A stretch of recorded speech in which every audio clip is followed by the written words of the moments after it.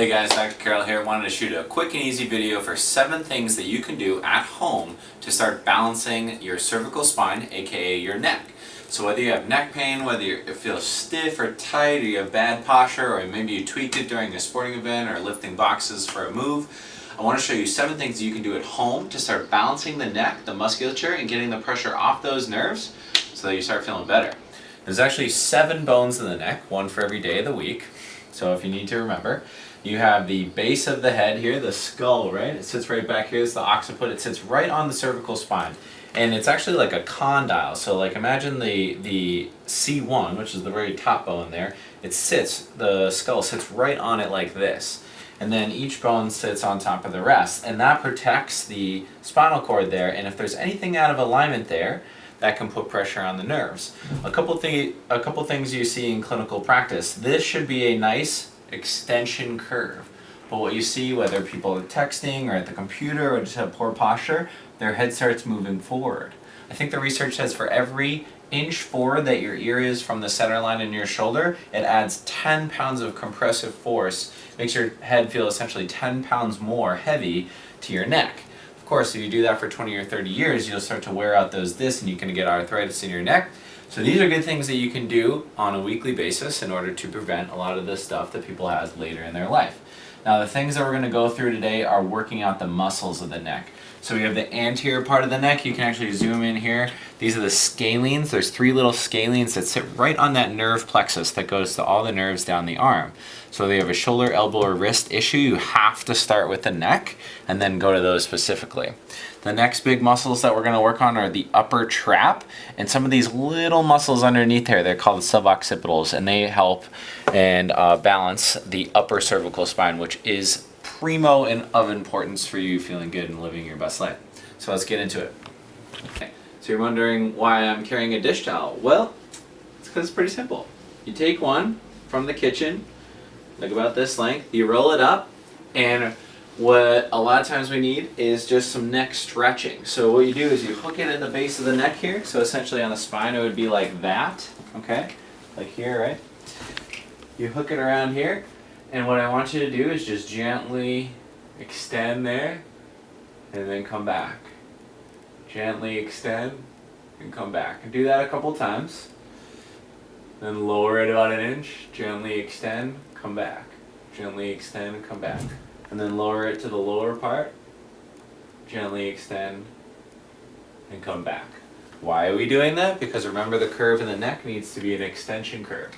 So many people in clinical practice, this curve starts to go away with poor posture, and it puts a ton of pressure on the nervous system. The brain does not like that. It definitely increases your risk for headaches. About 93% of the reason that you have headaches are from neck and upper back dysfunction, okay? So then after you do that, you do those extensions, then I want you to do a little rotation. So what you're going to do, so say I'm doing a right rotation, which is going to the right, right? You're pulling more with your left hand to increase the rotation there. So you get a nice good posture here, and you're just rotating, and then I'm pulling a little bit more at that head with that left hand to increase that, and then I'm going to the left, and I'm pulling more with my right hand here just to increase that a little bit more. We'll do that a couple times each way, then you go down to the mid-neck. You just stretch it, nice pull there, feels awesome.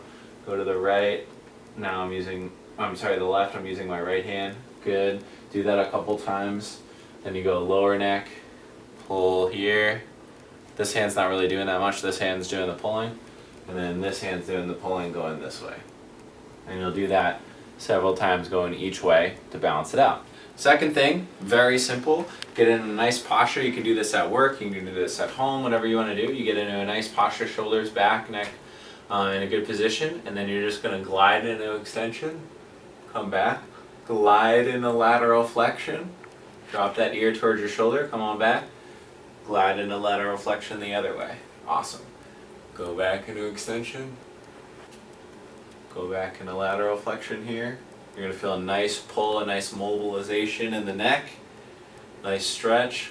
This feels really nice. So your body starts to calm down. I even feel a little bit right now. So that's number 2. So number 3, you're going to either need a tennis ball if you need lighter pressure, or a lacrosse ball if you can handle a little bit harder pressure. You can also use this thing called a yoga tune-up ball. It's kind of like in between a lacrosse ball and a tennis ball. You can find those on Amazon. I'm going to use a lacrosse ball. It's easy for us to use a lacrosse ball. We order them on Amazon and give them to patients that way. What you're going to use is you're going to focus from the ear down to the collarbone. When you turn your head to the side, you can go into a mirror and see this. See this ropey muscle here? This is called the sternocleidomastoid muscle, or the SCM. Right behind it, this way, is a little triangle right there. Those are 3 little muscles, anterior, middle, and posterior scalenes, and they sit right on an important nerve plexus called the brachial plexus that sends all the nerve function down the arm and allows us to move, okay? This gets very tight in a lot of people, a lot of adhesions. All I want you to do is just put a ball in here, lacrosse ball, tennis ball, and you're just kind of using an open hand, and you're just massaging back and forth. You can stretch your neck a little bit. You can rotate your neck a little bit. You can bring it over there, and you're just kind of moving the tissues around, getting them more nimble. And it feels really nice. Let your body kind of walk you through it, and you'll find some spots in there that feel like a little bit more restricted than other ones. Notice that I'm not like super pressing down here. There's the carotid artery in there. You don't need to like compress that and cut off blood flow to your brain. If you ever feel lightheaded, you're doing it too hard. And you just do that for a minute or 2, and then you go to the other side. Same thing. You can go into a mirror and you can just like look in the mirror and check to see, but essentially it's all the muscles on the lateral side of the neck and a little bit in the front of the neck here. This one is actually a little tighter on me. I can feel this, so I'll spend a little bit more time on this one, and it just feels awesome. And you just kind of mobilize it around, get all those muscles loosened up. Super simple. You can do this at home. Lacrosse balls are $5 on Amazon. The next most important neck muscle that we want to evaluate and start to lengthen and break up all the adhesions is the upper trap. The upper trap runs from the collarbone, the shoulder here, all the way up. It's the big honking muscle to the base of the skull. It's got a lot of muscle in there. Most commonly people are like, oh yes, I'm so tight in the neck. Aside from all the nutritional or stress things that people do that throw off this, the easy structural fix for it, not easy, but you gotta start working on it, is to pin a ball right in that middle of the belly of that upper trap muscle. And you can use a door jamb or that, and you just push it right in. And you can just rock it up and down, and that feels amazing. It's so gnarly in there. And you can obviously use your pressure, right? The more you lean into it, the deeper it sinks. You'll feel it more. As your body gets used to this, you'll be able to get in there deeper. Maybe at first, it's going to feel like the first time you went into a gym, you're going to be maybe sore for the next day or so. Don't worry. And the thing you can add here is your head going away. So you're pinning that tissue down and you're stretching it out. It feels awesome. You can kind of just play with that in any combination, you know, as you're working it out. Oh, baby, that feels good. Obviously, that's the right trap, left trap. Pin it right in that big shoulder, that big trap muscle, and just rock it in there. And then pull your head to the opposite side to elongate it. And that's a simple way to start working out your upper trap. Often overlooked in neck issues is a lot of tightness in the jaw, in the fascia in the muscles around the head. There's a really little muscle here right on the temples. You can see it on both sides. Right on the temple bone is the temporalis muscle, very appropriately named anatomist. And the simple way to start, and when you see a lot of people with like, they have a lot of chewing issues, they have TMJ, they start to grind away their teeth, they have a lot of stress, it tends to go here. And once this is all locked up, your neck's not gonna feel so great either. So this is a simple thing you can do at home. It feels really nice. Lay down and do it in bed if you have trouble sleeping. Activates parasympathetics and you'll start to go sleepy mode, right? Don't do this before like a big meeting. Well, maybe do this before a big meeting. You might be too relaxed though. But you basically just do it. Don't like smash it into the side of your head, but just nice roll all along there. The temporalis is like right here, and you'll just kind of wander around and find some spots. There'll be sometimes the this muscle, when it gets a little jacked up, little trigger points will feel like a little BB under a raw bacon strip is the best way that I've heard described. And you go obviously left side, work that a minute or two. Really nice. You can also alter and try to open the jaw a little bit as you do this, because the temporalis muscle inserts right there on the mandible, so when it contracts, it pulls up on that. So if you have a lot of jaw tension, this muscle is going to be really tight. So you go, and then slowly close it, and then open it and close it. Obviously that's going to help to increase the fluidity of that muscle. Now, next one of the jaw that's important to do, that's simple at home, is the masseter. It's the most powerful muscle in the body per square inch. Glutes are the strongest muscle. This is the strongest muscle per square inch. It's a little guy, it's in here, and it's involved in mastication, so it is called the masseter, okay? So essentially it's right here, it's like right in the middle of that jaw, and you just kind of roll it around, smash it in there.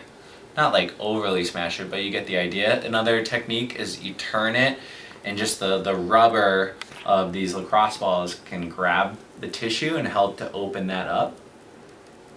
You can open your jaw a little bit, and that feels really nice. This side's a little tighter on me. That feels really good. That's one simple technique for opening up your jaw to help with your neck. Another thing you can do for your neck at home is to balance the upper cervical spine. So the occiput, C1 aka the atlas, and C2 aka the axis, okay?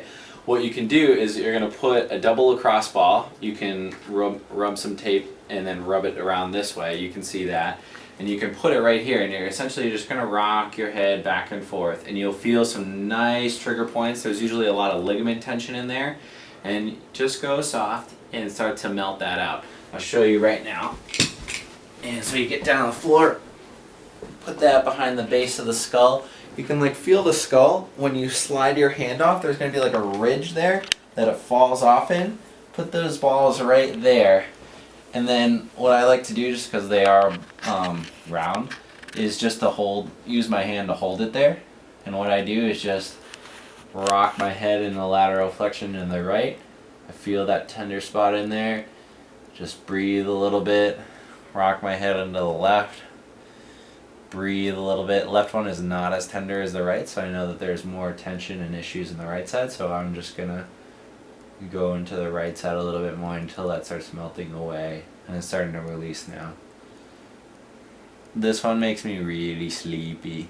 The vagus nerve, cranial nerve 10, which is involved in parasympathetic, which is rest and digest part of the nervous system. It's the brake pedal on your car. That's great for people that are go or really stressed out or anxious. This is an awesome technique, aside from having neck pain. Hope you guys enjoyed the video, the 7 things that you can do at home to start balancing the neck. It's super important to the body. It can basically affect every single thing in the body. Everything is connected. Even though we say there's different parts of the spine, in reality this is one big bone, if you will, one big joint that all works together and supports you in your life. Remember, your body is a temple, so you want to take care of it so you can live your purpose and live the life that you were supposed to live on this earth and contribute back to humanity.